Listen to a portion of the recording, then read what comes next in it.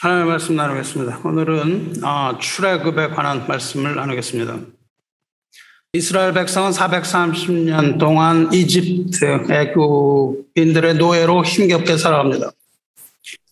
이스라엘 백성의 숫자가 증가하니까 이에 위협을 느낀 바로 왕은 새로 태어나는 남자아이를 모두 죽이려는 음모를 꾸몄는가 하면 매일같이 그들을 피곤한 노역에 동원함으로 반역을 꾀하지 못하고 노예 근성에서 벗어나지 못하게 하는 등 강력한 노예 정책을 펼칩니다.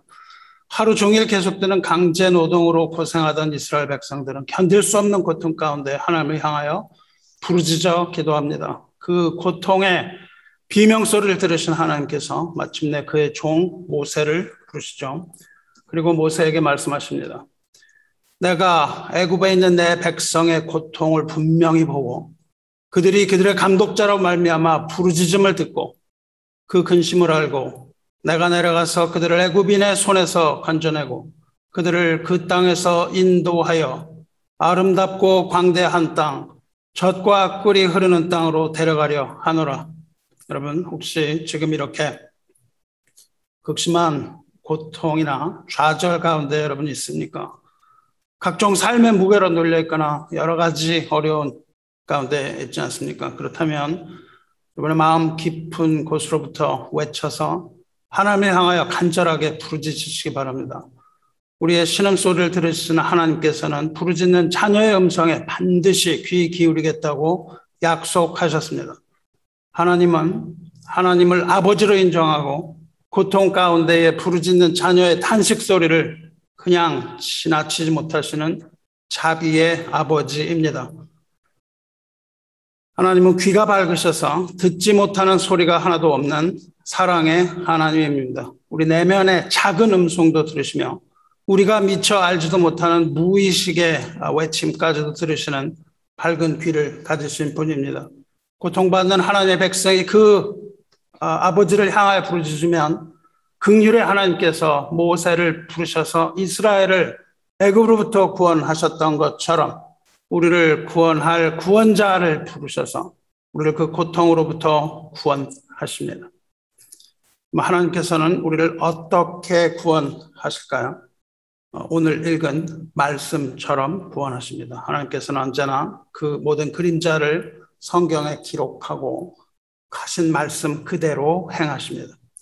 여러분이 이미 잘 아는 바와 같이 오늘 읽은 출애굽기의 본문은 이스라엘 백성을 애굽으로부터 이끌어내실 때 애굽에 내린 10대 재앙 중 그 세 번째 재앙에 해당되는 이야기입니다. 엄밀하게 세 번째와 네 번째입니다. 불이 붙은 떨기나무 가운데서 모세에게 명령하신 대로 모세와 그의 형 아론이 애굽 왕 바로 앞에 나갑니다.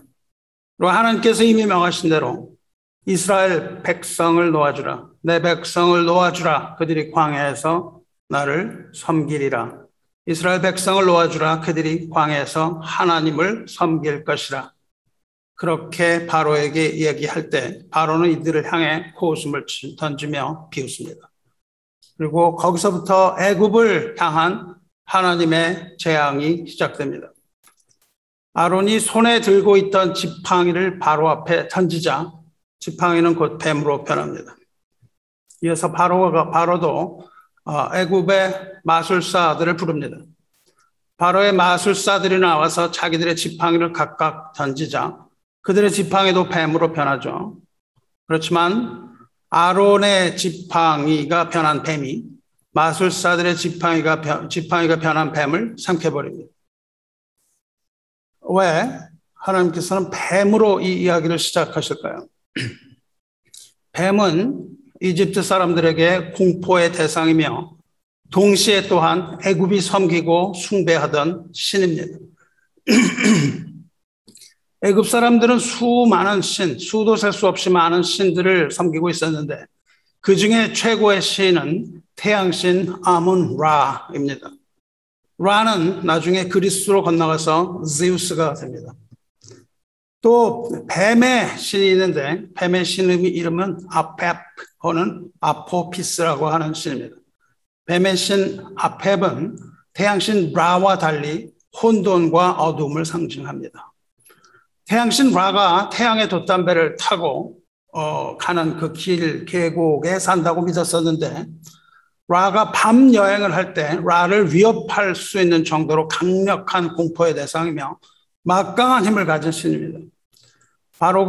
그래서 바로가 이마에 그 뱀의 형상을 한 패를 달 정도로 숭배 대상이 되었고, 애굽을 위험으로부터 보호해 준다고 믿었습니다.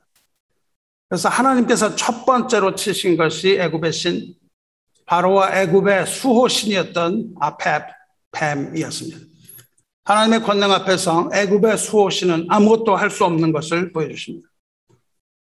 그리고 거기서부터 이어서 10가지 재앙이 시작됩니다. 그리고 그 10가지 재앙에 나오는 모든 것들이 다 애굽을 지켜준다고 믿고 있던 애굽의 신들입니다. 첫 번째 재앙은 나일강이 피로 변하는 재앙이죠. 우리 무속신앙에도 지역신인 산신이나 산신령들이 있어서 나일강에도 강을 지키는 수호신들이 있습니다. 지금도 이 기독교에도 그런 잘못된 생각들이 들어와서 지역을 누르고 있는 악한 영들이 있다고 믿고 있는데 그렇지 않습니다. 그 지역이 어떤 영에 눌려 있다고 하는 그런 말들은 사실이 아니고 그것은 무속신앙의 영향을 받은 겁니다. 그래서 가장 그런 악령들이 몰려있는 것이 예루살렘이라고 하죠. 그래서 예루살렘을 악한 영들이 지키고 있기 때문에 예수님이 오시지 못한다, 이런 말도 안 되는 얘기도 합니다. 그 무속신앙에 나타났던 것처럼 모든 무속 종교에는 그런 지역신들이 있어요. 그래서 이 애굽에도 그 나일강을 지키는 나일강의 수신들이 있었습니다. 이름이 하피, 크눔, 오시리스, 이런 신들이 나일강을 지키던 신들입니다. 하나님께서 그 나일강에 피재앙을 내리신 것은 이러한 모든 신들, 나일강을 지키는 모든 신들이 다 말 못하는 거짓 우상에 불과할 뿐 하나님의 권능 앞에 아무것도 아닌 것을 보여주기 위함입니다. 그래서 하나님께서는 그 모든 신들을 하나하나 격파해 나가시는 거예요. 모세가 아론에게 말합니다.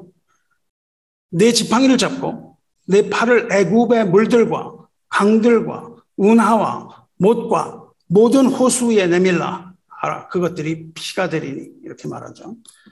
나일강을 향해서 손에 들고 있는 지팡이를 내밀라고 말합니다.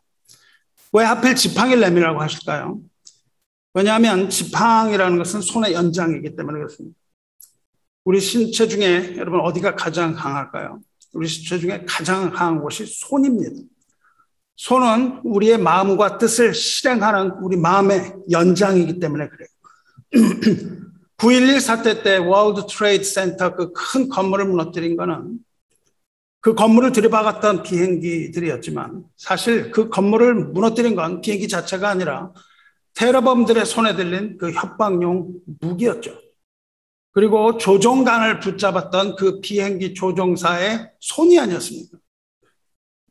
코끼리나 사자 같은 맹수들도 사냥꾼이 가지고 있는 그 연약한 손가락으로 당기는 방아쇠에 의해서 여지없이 쓰러져 버립니다. 사냥꾼이 쏘아야 되겠다고 생각하는 그 시점에서 손가락을 당기면 코끼리, 사자 같은 그런 동물도 쓰러지죠. 옛 로마 황제는 그 작은 엄지손가락 하나로 무수한 사람을 살리기도 하고 죽이기도 했습니다. 황제의 뜻에 따라 사람이 살고 죽는 일이 일어나는 것이죠. 미국 대통령의 명령에 따라서 요 가는 손가락으로 누르는 단추 하나로 전 세계가 핵폭탄으로 멸망할 수도 있습니다. 이렇게 손가락의 힘이라고 하는 것은 아주 막강합니다. 그래서 손을 뻗는다는 것은 마음의 뜻을 세상을 향하여 편다는 뜻입니다.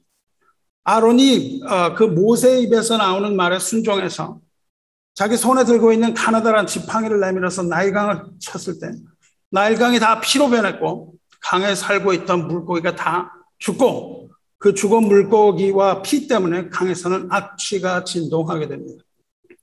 성도 여러분, 여러분의 손에는 어떤 지팡이가 들려 있습니까?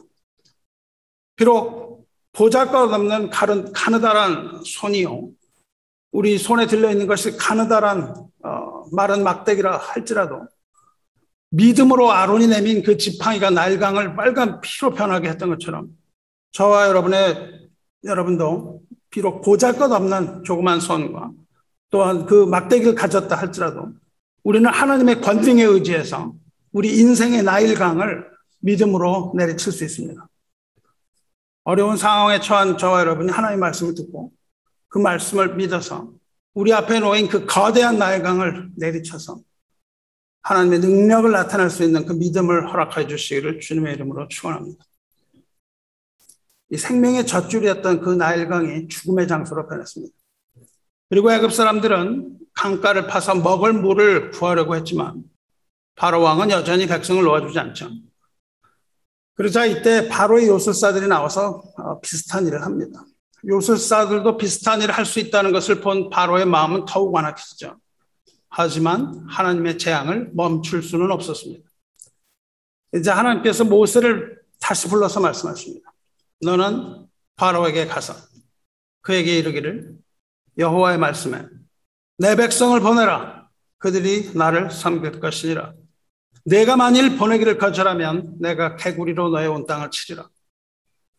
하지만 바로는 여전히 하나님의 말씀을 무시하고 백성을 놓아주지 않습니다. 이 죄와 죽음과 이 허물 이런 것들의 끈이 얼마나 강하고 질긴 건지 모르겠습니다. 그리고 이어서 하나님의 두 번째 재앙이 떨어집니다. 두 번째 재앙은 말씀하신 대로 개구리 재앙입니다. 셀 수 없이 무수한 개구리 떼들이 나일 강변으로 올라와서 침대 위에도 올라가고 음식 담은 그릇에도 올라가고 심지어 바로의 궁전까지 점령하게 된 재앙입니다. 하나님께서는 내가 만일 보내기를 거절하면 내가 개구리로 너의 온 땅을 치리라 이렇게 말씀하셨고 하나님께서 말씀하신 대로 이루어졌습니다. 애굽이라는 나라는 농업국가죠. 농사를 짓던 아주 풍요로운 나라입니다. 농사를 짓기 위해서 그들은 비옥한 토지와 풍요를 갈망했습니다.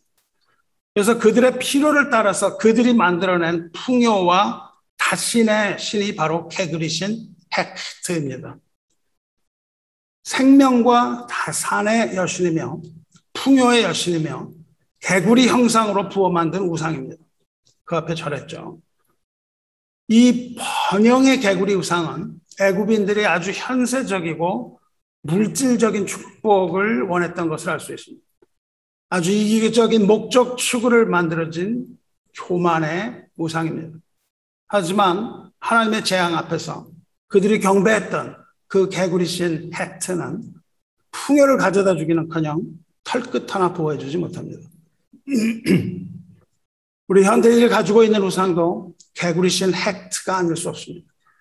육체적 쾌락주의의 직접적 수단인 재물만 있으면 최고라고 여기고 그것이 우리를 보호해 줄 것이라고 여기는 현대사회의 물질 만능주의에 있어서 이 황금과 번영을 섬기는 배금주의, 배금주의라는 것은 돈 앞에 절한다는 뜻입니다. 이 재물이 우리의 삶을 풍요롭게 할 뿐만 아니라 우리를 보호해 줄 것 같은 그런 헛된 신앙이 그런 생각이 개구리 신앙입니다. 개구리 신앙은 버려야 할 신앙입니다. 그 무엇이든 하나님보다 더 사랑하는 것이 있다면 그것이 곧 우상임을 우리는 분명히 깨닫고 조심해야 될 겁니다. 이 개구리들이 강으로 올라오니까 요술사들도 주술을 겁니다. 그들도 주술을 걸어서 비슷한 일을 행합니다. 하지만 계속되는 하나님의 재앙, 개구리 재앙을 멈출 수는 없었습니다. 그래서 바로 왕은 이렇게 청합니다. 여호와께 구하여 나와 내 백성에게서 개구리를 떠나게 하라. 내가 이 백성을 보내리니 내 백성을 보내리니 그들이 여호와께 제사를 드릴 것이나 하나님의 말씀을 그대로 에코백합니다. 그러자 재앙이 멈춥니다. 땅 위로 올라왔던 모든 개구리가 다 마당과 밭에서 튀어나옵니다. 집으로 들어갔던 것들 모두 다 바깥으로 튀어나와요. 그래서 그 개들이 다 죽은 후에 개구리 재앙이 그칩니다. 얼마나 많은 개구리들이 죽었던지 사람들이 그 개구리를 다 모아서 무더기로 쌌습니다. 그리고 땅에서 악취가 진동했다고 기록되어 있습니다. 성도 여러분, 죽은 개구리들은 이렇게 악취를 풍기기 마련입니다. 개구리를 신격화해서 섬겼던 우상 종교가 얼마나 어리석으며 또한 죽은 개구리 떼가 하나님 앞에 얼마나 악취를 풍기는지 이 개구리 재앙을 통해서 볼 수 있지 않습니까? 배금주의 말로는 결국 개구리의 죽음으로 끝납니다. 결국 개구리의 죽음으로 끝날 것이며 하늘로 올라가야 할 성도의 기도의 향기가 아니라 죽은 시체에서 풍겨나는 그 악취가 하나님 앞에 올라가게 되는 겁니다. 우리는 개구리 같은 그런 풍요를 섬길 것이 아니라 하나님의 복음 앞에 성결하게 서서 오직 하나님 앞에만 경배하며 하나님이 받으실 만한 향기로운 산제사를 드리고 기도로서 향연의 제사를 올리시기를 주님의 이름으로 축원합니다. 이제 개구리가 죽고 조금 숨을 쉬게 된 바로는 완강한 마음을 풀었어야 하는데 그럼에도 불구하고 완강한 마음 풀지 않고 모세와 했던 약속을 깨뜨립니다. 그리고 이제 세 번째 재앙이 옵니다. 이 세 번째 재앙이 오늘 읽은 본문 말씀이에요. 세 번째 재앙은 티끌 재앙입니다. 아론이 지팡이를 들어서 땅에 티끌, 먼지죠. 흙먼지. 땅에 흙먼지를 치니까 그 흙먼지들이 다 일어나서 그 티끌이 셀 수 없이 많은 이로 변합니다. 이때로 변하죠. 이 영어로 gnats라는 이 곤충은 눈으로 보기 힘들 정도로 아주 작은 존재인데 이것이 사람에게나 짐승에게 붙어서 기생하며 괴로움을 주는 그런 해충입니다. 정확히 무엇인지는 여러 가지 의견들이 많이 있습니다. 이 땅에 있는 모든 먼지가 다 변해서 사람과 가축에게 달려들었다는 겁니다. 이것 또한 애굽의 신입니다. 땅과 사막의 신이 있는데 그것을 세트라고 부릅니다. 땅과 사막의 신 세트 역시 아무 도움도 주지 못하고 오히려 피해를 가져다 주고 맙니다. 그리고 티끌 재앙 이후에 파리 재앙, 생축 재앙, 독충 재앙 이런 것들이 쉬지 않고 연속적으로 이어지며 그들이 섬기던 모든 신들이 다 하나하나 격파당하고 그것들이 다 무익한 허상인 것이 온 애굽에 드러납니다. 성도 여러분, 이 뱀의 경우랑 나일강의 피 그리고 개구리 재앙의 경우에는 바로의 요술사들이 나와서 비슷한 일을 합니다. 그러나 티끌 재앙부터 달라집니다. 8장 19절에 요술사가 바로에게 말하되 이는 하나님의 권능이니이다 하였으나 바로의 마음이 완약하되어 그들의 말을 듣지 아니하였으니 여호와의 말씀과 같더라. 요술사들도 똑같이 하려고 시도했지만 그들은 실패하고 맙니다. 먼지를 쳐서 이로 만들지 못했어요. 어쩔 수 없이 포기하고 만 요술사들이 그렇게 말합니다. 이는 하나님의 권능이니이다. 이는 하나님의 권능이니이다. 이제는 더 이상 흉내내지 못하겠다는 겁니다. 한글 번역에서는 권능이라고 했지만 여러분이 성경 주석을 찾아보시면 거기에 대한 주석이 달려있을 겁니다. 그것을 이는 하나님의 권능이니이다를 직역을 하면 This is the finger of God. 이것이 하나님의 손가락입니다. 그렇게 얘기했어요. 요술사 앞에 하나님의 손가락이 나타났습니다. 여러분 손가락 얘기를 지금 이 두 번째 하고 지금 세 번째 하고 있습니다. 그 요술사들이 본 것은 하나님의 손가락입니다. 요술사들은 하나님의 손가락을 보고 그 앞에 무릎을 꿇습니다. 성도 여러분, 하나님께서는 백성들을 그냥 간단하게 이끌어내실 수도 있었을 텐데 왜 이렇게 복잡하게 모세를 부르시고 왕한테 말을 하게 하시고 그냥 10번이나 재앙을 내리는 등 복잡하게 일을 하셨을까요? 출애굽 7장 5절에 내가 내 손을 애굽 위에 펴서 이스라엘 자손을 그 땅에서 인도하여 낼 때에야 애굽 사람이 나를 여호와인 줄 알리라. 하나님께서는 손가락을 보여준다고 말씀하신 거예요. 손가락을 펴서 이스라엘 자손을 애굽 위에 펴서 이스라엘 자손을 끌어낼 때 그때에 내가 하나님인 것을 알 것이다. 그렇게 말씀하세요. 왜 그랬냐면 하나님의 손가락의 권능을 나타내셔서 애굽의 모든 우상들이 산산이 부서지는 그 재앙을 직접 체험하게 하시고 그로부터 하나님의 권능을 깨닫게 하시며 우상이 헛된 것임을 깨닫게 알게 하고 하나님이 하나님이신 것을 알게 하기 위해서입니다. 오늘날도 마찬가지입니다. 하나님께서 우리들에게 그 우상이 격파되는 것을 보여주실 것입니다. 그것을 우리는 그 가운데 그 재앙을 목격하게 되는 것이죠. 하나님께서는 모세를 부르셔서 애굽의 모든 우상들의 집에 들어가게 하셨어요. 하지만 혼자 보내지 않고 하나님의 권능의 손으로 보내셨습니다. 아론이 지팡이 잡은 손을 펼 때 하나님은 그 손가락으로 우상을 내리치셨습니다. 가장 강한 우상들을 하나하나 권능의 손가락으로 단단히 제압하시고 애굽에 있는 하나님의 백성들을 빼앗아서 탈취하여 나오신 겁니다. 할렐루야. 먼저 강한 자를 제압하지 않고는 그 강한 자가 결박하고 있는 백성을 데리고 나올 수 없다는 것을 하나님 보여주고 계시는 거예요. 말씀드린 것처럼 손가락은 생각과 뜻의 연장입니다. 손가락은 마음 먹은 대로 뜻을 실행하는 도구예요. 손가락이 자기 마음대로 뭘 할 수가 없습니다. 우리의 뜻대로 따라하는 것이죠.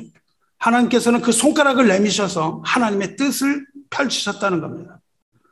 하나님의 손가락은 능치 못할 일이 없는 전능하신 손가락이므로 하나님의 뜻이 하늘에서 이루어진 것처럼 이 땅에서도 반드시 이루어지는데 하나님께서는 그 강한 권능으로 그 손가락으로 하나님의 나라를 이 땅으로 가지고 오신다는 겁니다.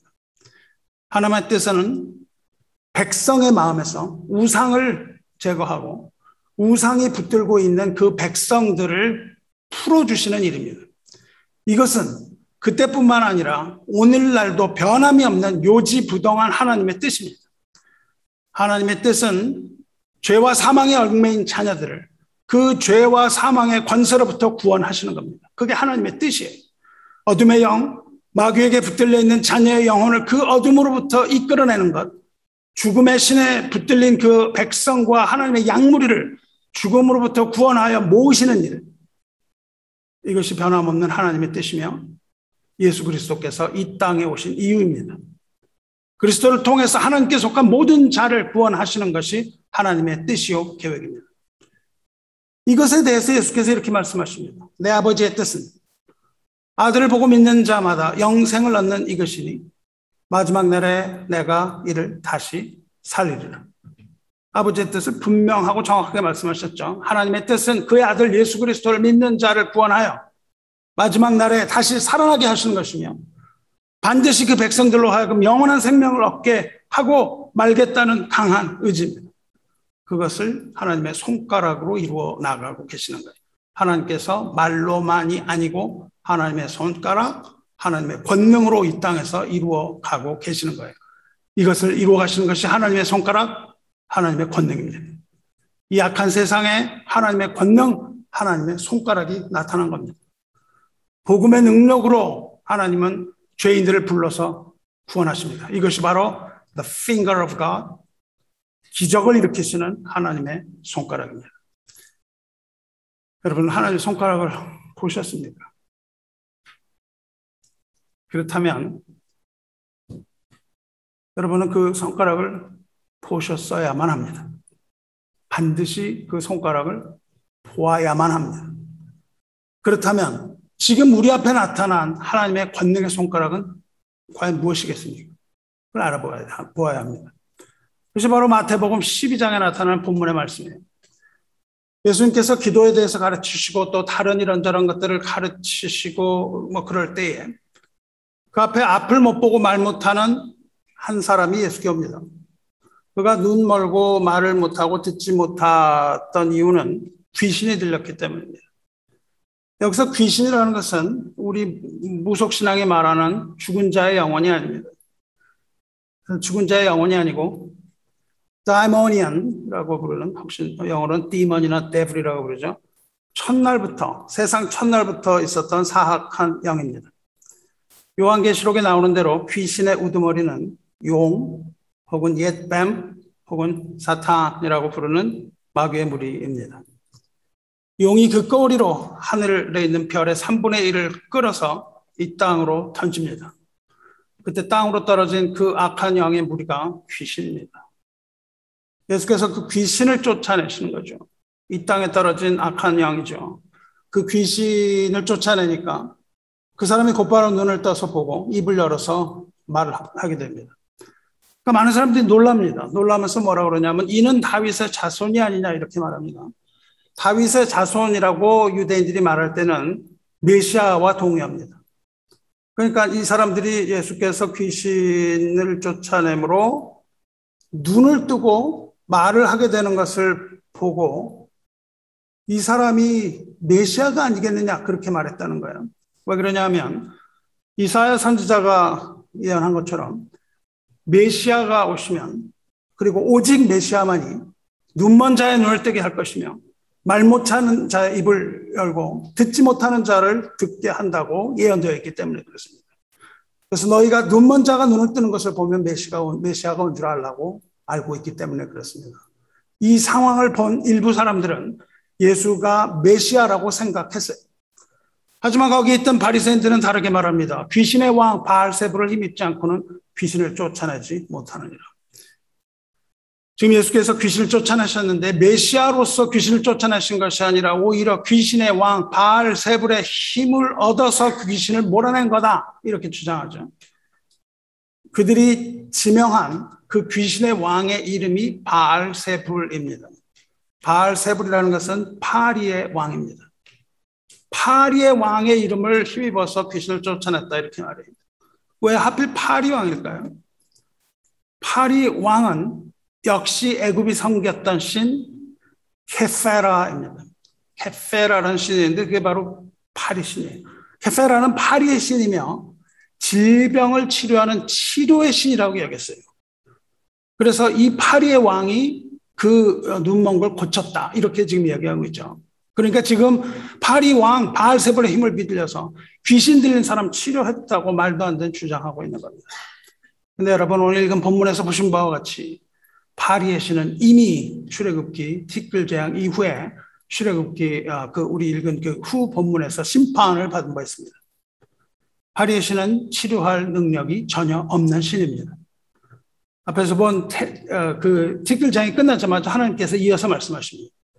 내 백성을 보내라. 그러면 그들이 나를 섬길 것이다. 이거 굉장히 중요한 말씀입니다. 바로가 대답도 하기 전에 수많은 파리떼가 몰려와서 온 땅에 덮이고 그 땅은 다 황폐해집니다. 하지만 파리 재앙은 이스라엘 백성에게 미치지 못합니다. 내가 내 백성과 내 백성 사이를 구별하리니 내일 이 표징이 있으리라 말씀하셨어요. 파리 재앙은 애굽 사람의 집집마다 가득하게 몰려들었지만 이스라엘은 아무 재앙도 다치지 않습니다. 재앙이 일어나는 동안에 하나님께서는 끊임없이 내 백성과 내 백성, 이렇게 말씀하세요. 내 백성과 내 백성이라고 말하면서 구별하십니다. 성도 여러분, 하나님께서는 하나님의 백성과 사탄의 백성을 분명하게 구별하세요. 마지막 날, 그 두려운 심판의 날, 온 세상이 불러 심타는 그날이 온다 해도 하나님께서는 양과 염소를 구별하시고 악인과 의인을 구별하시고 하나님의 자녀와 세상의 자녀를 구별하셔서 하나님의 자녀에게는 그 재앙이 내리지 않도록 하실 것을 믿습니다. 그리스도의 피난처에 있는 사람은 안전합니다. 어마어마한 불이 하늘로부터 떨어진다 할지라도, 우리에게 어떤 환난과 재난이 닥친다 할지라도 그리스도의 울타리 안에 있는 영혼은 안전할 것을 믿고 절대 그리스도의 울타리를 떠나지 마시기를 주님의 이름으로 축원합니다. 예수는 메시아가 아니고 오히려 사탄의 편이라고 바리새인들이 몰아붙였어요.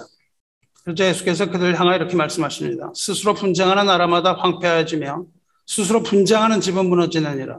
너희 말이 내가 바알세불을 힘입어 귀신을 쫓아낸다 하니 만일 사탄이 스스로 분쟁하면 그의 나라가 어떻게 서겠느냐. 17절 18절 말씀입니다. 무슨 말씀일까요? 만일 내가 바알세불의 힘을 입어서 마귀를 쫓아낸 거라면, 그렇다면 마귀들끼리 서로 싸운 거 아니냐.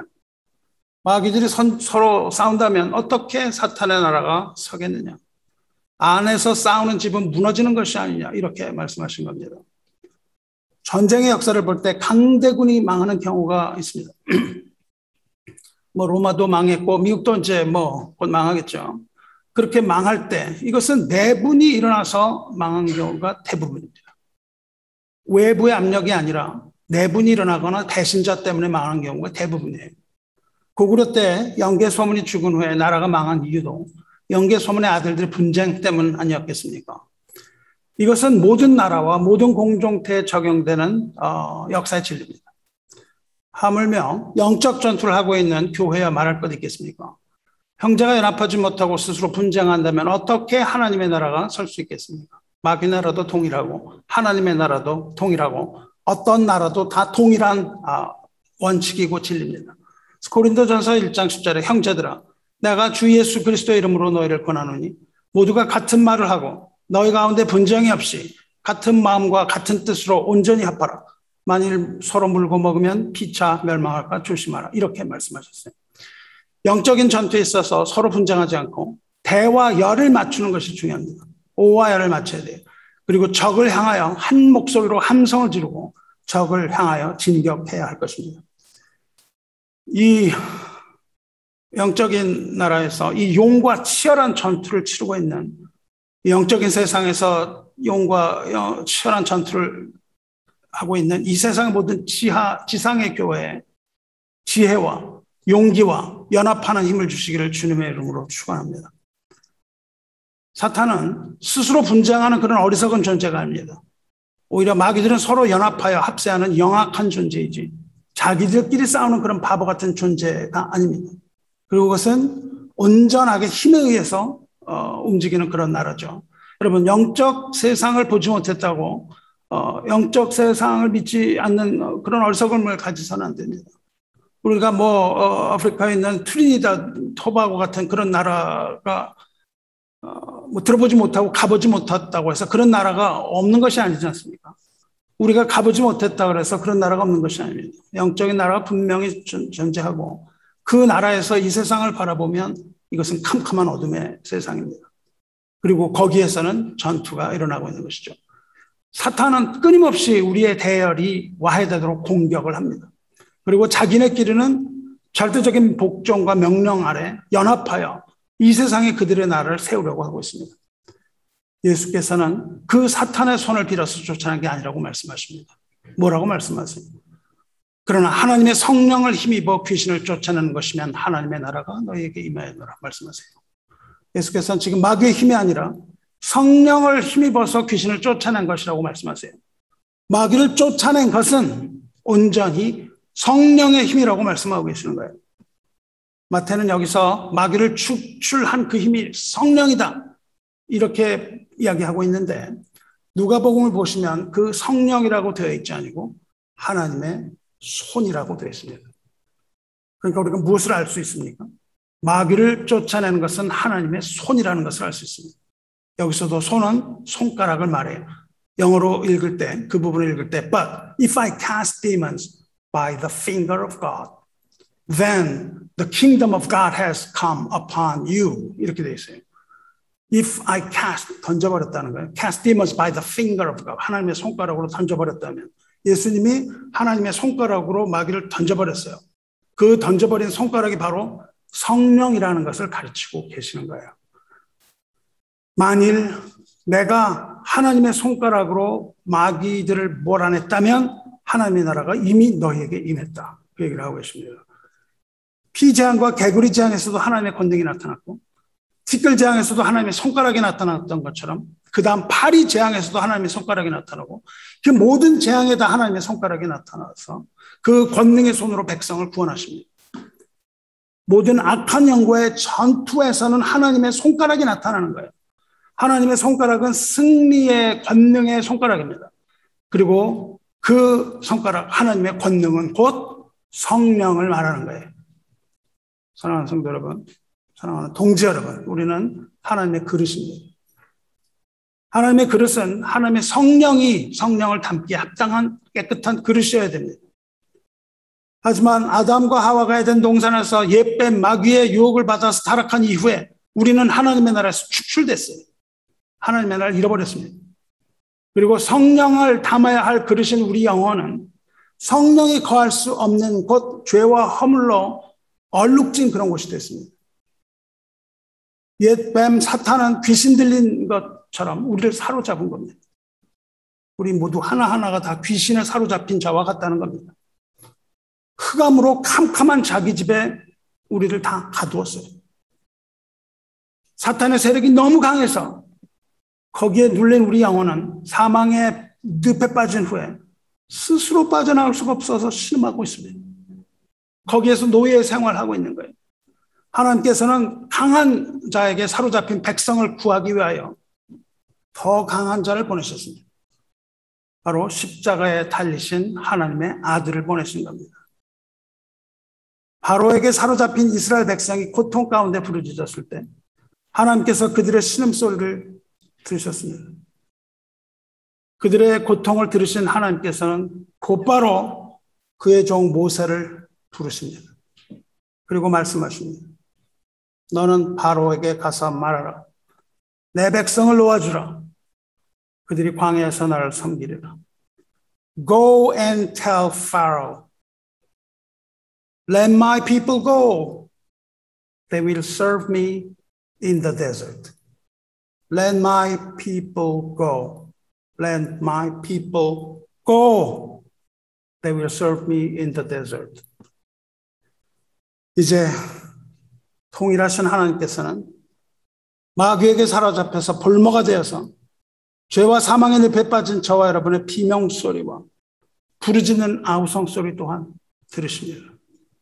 그리고 죽음 앞에 비참할 수밖에 없는 하나님 자녀들의 탄식 소리를 들으신 하나님께서는 그것을 들으시고 곧바로 그 아들을 부르셨습니다. 모세를 부르셨던 것처럼 그 아들을 부르십니다. 모세를 다시 부르지 않으십니다. 왜냐하면 모세가 바로는 대적할 수 있었으나 마귀를 무너뜨릴 수는 없기 때문에 그렇습니다. 마귀를 무너뜨릴 수 있는 것은 인간 모세가 할 수 있는 일이 아니기 때문에 그렇습니다. 그래서 하나님께서는 그 아들을 부르십니다. 아들을 부르신 하나님께서 이렇게 말씀하셨을 겁니다. 너는 사탄에게 가서 이렇게 말하라. 내 자녀들을 놓아주라. 그들이 나에게 예배를 드리리라. 이렇게 말씀하십니다. Go and tell Satan, let my children go. They will worship me in the church. Let my people go. 이 세상에서 놓아주게 하시는 겁니다. 그리고 우리는 하나님의 교회에 모여서 하나님을 예배하는 겁니다. 모세는 하나님의 말씀에 순종해서 애굽으로 갔습니다. 그리고 하나님의 아들 또한 말씀에 순종하여서 이 땅에 오셨고 십자가에서 마귀의 권세를 깨뜨리고 승리하셨습니다. 하나님께서 모세를 보내실 때 하나님의 권능의 손을 나타내 보이시고 지팡이를 잡은 손을 보이게 하셨습니다. 그리고 하나님께서 아들을 보내실 때 하나님의 손을 또한 흔드셨습니다. 그 보이신 권능의 손이 바로 성령의 역사입니다. 지팡이 대신에 모세 아론의 손에 들렸던 지팡이 대신에 십자가를 주셨습니다. 그리고 나일강에 뻗은 손 대신에 십자가에 못 박히신 그 손을 마귀에게 보여주셨습니다. 십자가에 못 박히신 그 손은 권능의 손이요 마귀의 머리를 깨뜨리는 강력한 손입니다. 29절에 사람이 먼저 강한 자를 결박하지 않고서야 어떻게 그 강한 자의 집에 들어가 그 세간을 강탈하겠느냐. 결박한 후에야 그 집을 강탈하리라. 마귀는 아주 강한 자입니다. 거기서 강한 자를 결박한 후에 그 강한 자의 집에 들어가 그 세간을 강탈한다고 말씀하세요. 여기서 세간이라는 말은 문자적으로 그릇이라는 뜻입니다. 그 강한 자의 집에 들어가서 그 집에 있는 그릇을 빼앗아 나온다고 말씀하시는 거예요. 마귀는 세간, 즉 하나님의 그릇들을 다 훔쳐갔습니다. 마귀가 잠시 권세를 잡고 있습니다. 이 권세를 우리는 공중권세라고 부르고 마귀를 공중권세 잡은 자라고 부릅니다. 마귀는 하나님의 그릇들을 죄다 훔쳐갔습니다. 마귀는 자기 집을 지키려고 지금 안간 힘을 쓰고 있는 거예요.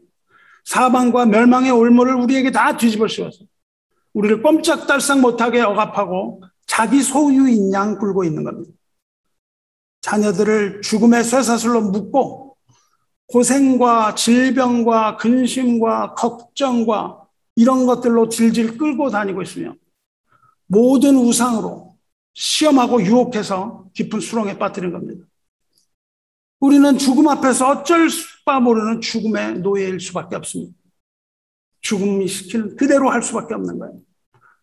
우리는 그 마귀의 소유였고 그의 종이었습니다. 그런데 너무나도 강해서 무너지지 않을 것 같은 그 마귀와 마귀의 집에 더 강한 자가 나타나서 그를 굴복시키고 그를 결박했다는 겁니다. 하나님의 손가락이 그 앞에 나타난 겁니다. 하나님의 권능이 마귀의 집에 나타난 겁니다. 그리고 그의 모든 무장을 다 해제해버리고 그가 붙잡고 있던 모든 세간들, 모든 그릇을 다 강탈해 오신 겁니다. 사람이 먼저 강한 자를 결박하지 않고서 어떻게 그 강한 자의 집에 들어가 그 세간을 강탈하겠느냐. 먼저 강한 자를 결박하고 그 그릇을 다 탈취해 나오셨다는 거예요. 결박한 후에야 그 집을 강탈하리라. 그러나 내가 하나님의 성령을 힘입어 귀신을 쫓아내가시면 하나님의 나라가 이미 너에게 임합니다. 하나님께서는 하나님의 손, 하나님의 권능, 성령을 힘입어서 귀신을 쫓아내셨어요. 예수님께서. 그리고 하나님의 나라가 이 땅에 임했습니다. 할렐루야. 그렇습니다. 성도 여러분. 예수님께서 이 땅에 오신 것은 마귀의 일을 멸하기 위해 왔다고 말씀하셨어요. 수많은 자녀를 구하기 위해서 하나님께서는 이 땅에 상륙 작전을 펴신 겁니다. 마치 해병대가 적진을 탈환한 후에 중앙청에 태극기 꽂았던 것처럼 이 땅에 오신 주님께서는 땅 한가운데 십자가를 꽂으시고 사탄을 포로로 결박하고 계시는 겁니다. 하나하나 결박하고 계시는 거예요. 하나님의 나라가 이미 실현되어서 이 악의 권세를 다 다스리고 계시는 겁니다. 먼저 강한 자를 결박하고 무릎 꿇리셨어요. 그리고 그 도둑질해 갔던 그릇들을 강탈해서 찾아오고 계시는 겁니다. 마귀는 힘을 잃고 바라보고 있지만 강력하게 저항하고 있으며 몸부림치고 있는 겁니다. 하지만 그리스도께서는 그 세간, 그 그릇들, 사탄에게 사로잡힌 그릇들, 자녀들을 강탈해서 다시 빼내오고 계신다는 거예요. 이 강탈한다는 말은 분명한 전쟁 용어입니다. 적들로부터 물건을 약탈한다는 뜻입니다.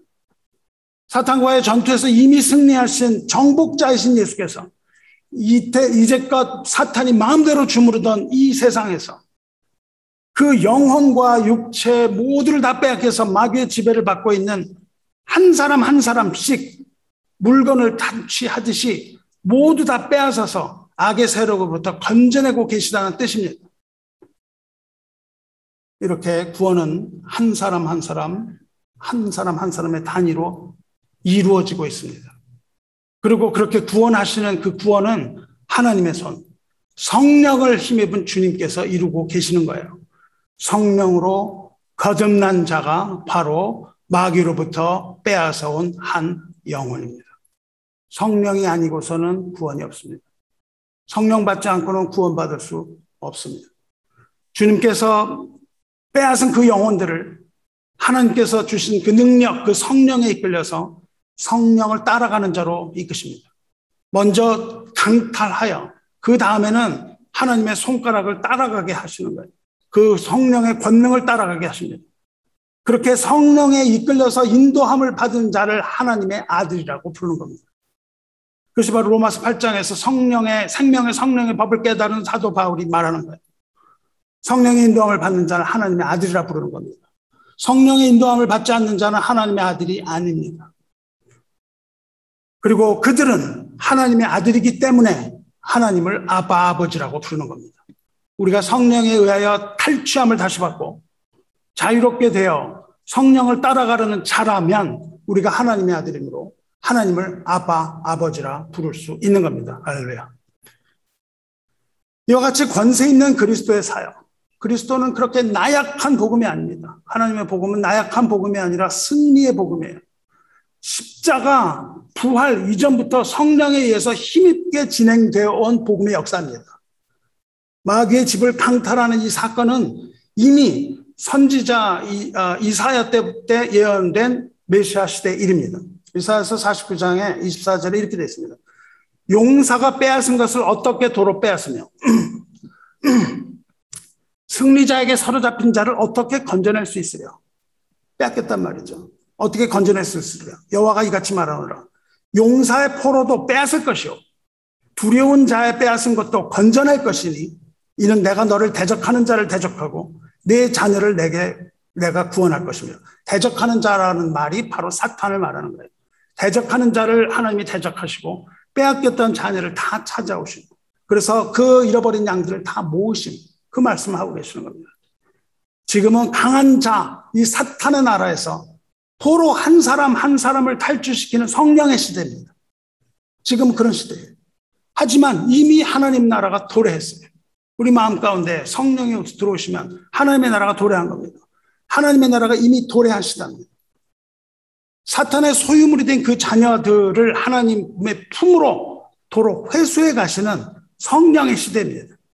지금은 목자이신 주님께서 성령의 음성으로 우리를 부르셔서 자기 양 한 마리 한 마리를 모으시는 그런 시대입니다.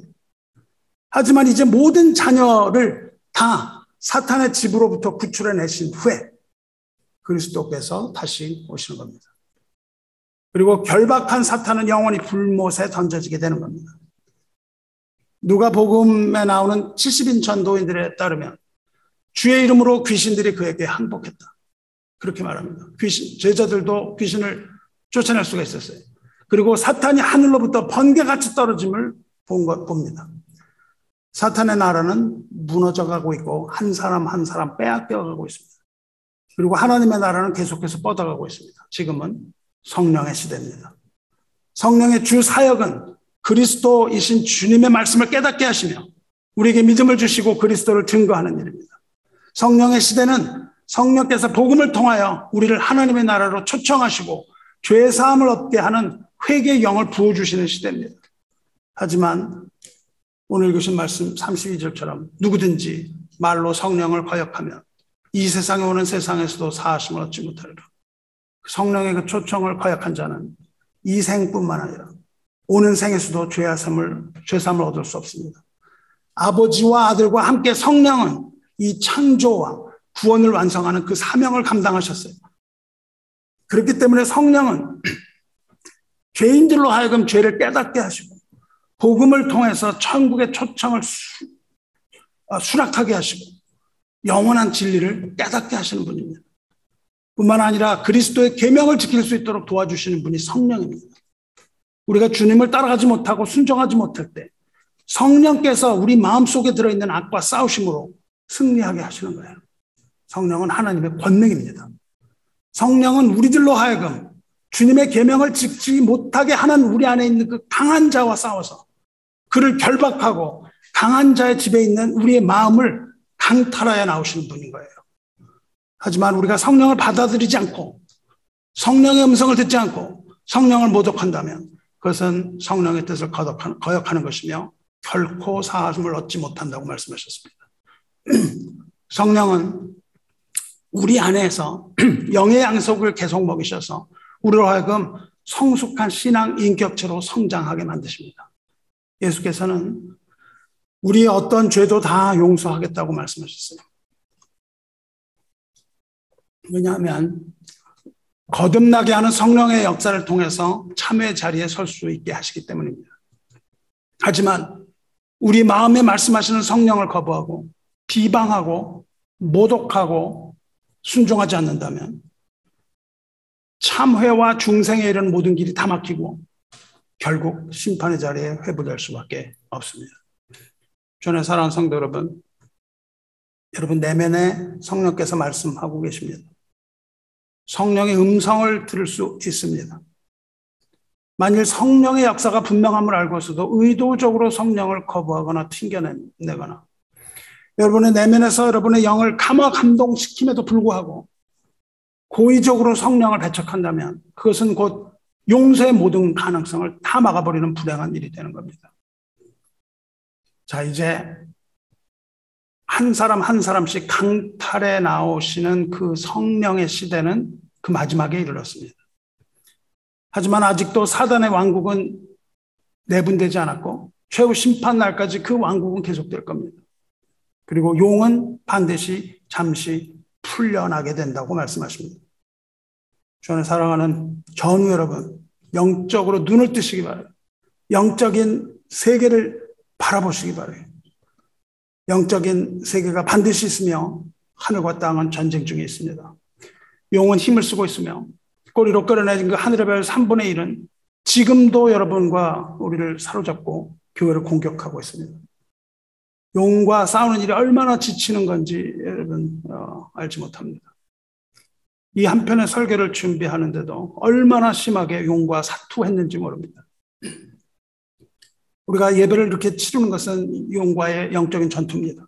여러분의 마음 가운데 다른 생각을 심어주고 여러분에게 다른 것을 생각하게 하고 악의 영이 머리를 들도록 자꾸만 시켜 세우고 있습니다.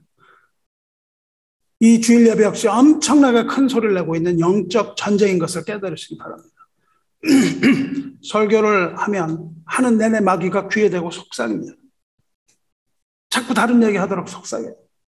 그리고 여러분의 귀에도 그렇게 속삭이고 여러분이 있는 귀에도 그렇게 역사합니다. 여러분의 생각 속에 그 마귀가 들어가려고 문을 노크하고 있습니다. 영의 눈을 뜨시기 바랍니다. 하늘의 전쟁을 보시기 바라요. 예배를 마치고 나면 기진맥진해서 쓰러질 것 같습니다. 여러분이 기도 용사가 되어야 됩니다. 여러분의 기도와 헌신과 또 나의 팔을 들어주는 그런 영적인 지원 사격이 필요합니다. 엄호가 필요한 거예요. 여러분은 저를 사지에 내몰고 여러분 그 뒤에 그냥 있으렵니까? 이 영적 전쟁의 실체를 보지 못하고 목사 혼자 나가서 그 용과 싸우도록 내버려 두실 겁니까? 절대 그렇게 해서는 안 됩니다. 여러분은 영적인 지격, 지원, 사격을 해야 되고 그것은 오직 기도로만 할 수 있습니다. 이 싸움은 주님 오시는 그날까지 쉬지 않고 계속될 겁니다. 하나님께서는 이 영적 전쟁을 위해서 하나님의 백성 부르신 겁니다. 천사가 무적행의 열쇠와 큰 사슬을 가지고 하늘로부터 내려와서 용을 잡으니 곧 옛뱀이요 마귀요 사탄이라. 잡아서 1000년 동안 결박하여 무저강에 던져 넣어 잠그고 그 위에 임봉하여 1000년이 차도록 다시는 만국을 미혹하지 못하게 했는데 그 후에는 반드시 잠깐 놓으리라. 용은 강한 자입니다. 오직 하나님의 손, 성령이 아니면 절대 이길 수가 없습니다. 성령의 지시하심을 따라 군대가 정렬하듯이 여러분도 대와 열과 오를 정돈하시기 바랍니다. 하나님은 질서의 하나님이시며 그 질서 가운데 승리를 주시는 승리 하나님이십니다. 여러분의 마음을 정돈하시고 우리 교회도 열을 맞추어서 영적인 눈을 뜨고 행진해야 됩니다.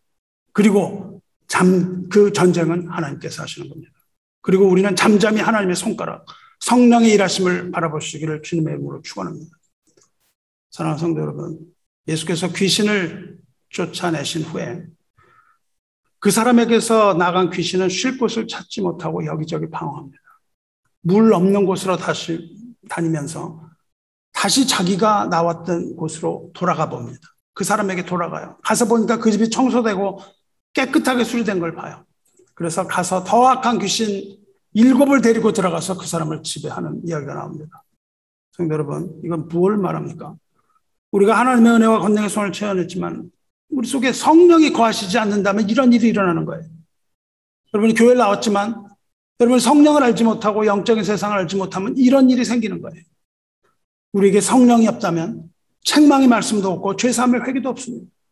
믿음은 무슨 자신을 비우는 무소유 같은 그런 행위가 아닙니다. 여러분 마음을 비우지 말아야 돼요. 마음을 비우고 그 상태로 있어서는 안 되는 겁니다. 우리가 죄와 더러운 것들을 비워야 합니다. 하지만 그 상태로 그냥 있어서는 안 되는 거예요. 믿음은 성령을 영접하고 받아들여서 성령이 거하시는 깨끗한 그릇으로 만드는 겁니다. 그것이 믿음이에요. 성령이 우리 가운데 가득 차야 됩니다. 성령으로 충만해야 돼요. 하나님의 영으로 인도함 받지 않는다면 사탄의 지배를 받기 마련입니다. 악령이 나간 자리에는 빈 공간으로 두어서는 안 되는 겁니다. 반드시 거기에 하나님의 나라가 들어와야 되는 거예요. 하나님의 나라가 들어올 수 있도록 마음의 문을 열고 하나님의 말씀에 순종하시기를 축원합니다. 하나님의 백성들을 다시 모으신 주님께서는 다시 오시는 그날 하나님의 나라를 완성하실 겁니다. 하지만 그날까지 성령께서 강력하게 역사하실 겁니다. 죄인들로 하여금 죄를 깨닫게 하고 회개하게 하고 거듭나게 하시고 복음의 초청을 받아들이게 하시고 백성을 빛과 진리로 인도할 것이며 우리를 통하여서 우리 입을 통하여서 복음을 전하게 하시고 우리를 통하여서 영적인 전투 가운데 있게 하시며 우리를 통하여서 승리를 이루어가시는 겁니다. 그러면 우리는 성령에 민감하게 반응해야 돼요. 민감하게 반응하기 위해서 여러분 기도해야 됩니다. 기도로서 성령의 음성을 들어야 돼요. 세상의 시끄러운 소리 다 끊어내시고 성령의 음성을 들으시기 바랍니다. 그리고 성령의 감동이 오면 반드시 그것을 수용하고 받아들여서 순종하시기 바랍니다. 성령의 열매를 맺어야 됩니다. 성령의 열매를 맺어서 그것을 주님께 보이시기 바랍니다. 왜냐하면 주님께서는 다시 오시는 날 성령의 열매로서 우리를 판단하실 것이기 때문에 그렇습니다. 말씀 맺겠습니다. 갈라디아서 5장에 있는 것처럼 성령의 열매는 사랑과 희락과 화평과 오래 참음과 자비와 양선과 충성과 온유와 절제니 말씀하셨어요. 성령의 열매로 여러분에게 임한 하나님의 나라를 증명하시기를 주님의 이름으로 축원합니다. 이거 성령의 열매를 맺는 자에게는 마귀가 범접하지 못하고 손도 대지 못한다고 약속하셨습니다. 주님의 이름으로 승리하시기를 축원합니다. 기도하겠습니다.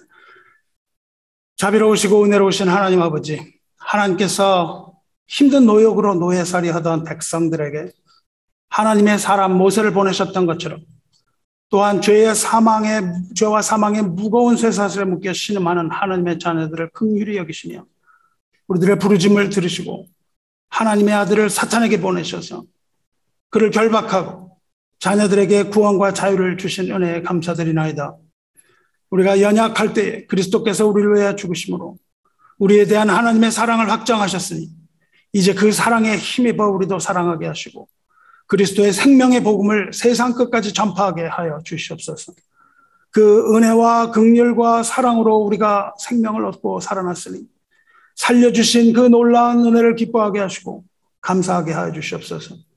세상의 권세를 잡고 있는 마귀의 권세를 하나님의 손가락, 하나님의 권능으로 무너뜨리시고 그를 결박하셨으니 이제 더 이상 우리를 해치지 못하도록 하실 때까지 눈동자와 같이 우리를 보호하여 주시옵소서. 우리가 죽음의 골짜기를 지날지라도 주님과 함께 하시면, 주님께서 우리와 함께 하시면 그 강한 주님의 손을 붙들고 건널 수 있사오니 우리와 늘 동행하여 주시옵소서. 주님께서 우리를 사랑하시오니 세상이 감당 못하는 줄 우리가 아나이다. 우리의 방패가 되어주심으로 우리가 평안함을 얻고 우리의 반석이 되어주심으로 우리가 안정을 얻으며 우리 구원의 뿔이 되어주심으로 우리가 영광을 돌리게 하여 주시옵소서. 성령으로 거듭난 하나님의 자녀이오니 성령을 따라 성령의 열매 맺게 하여 주시옵소서. 아버지의 사랑을 따라 이 세상에 오셔서 십자가에서 고난받으시고 강한 자를 결박하고 난 후 구원하여 주신 하나님의 백성들을 선한 길로 인도하시는 하나님의 아들 우리 주 예수 그리스도의 이름으로 기도드리옵나이다. 아멘.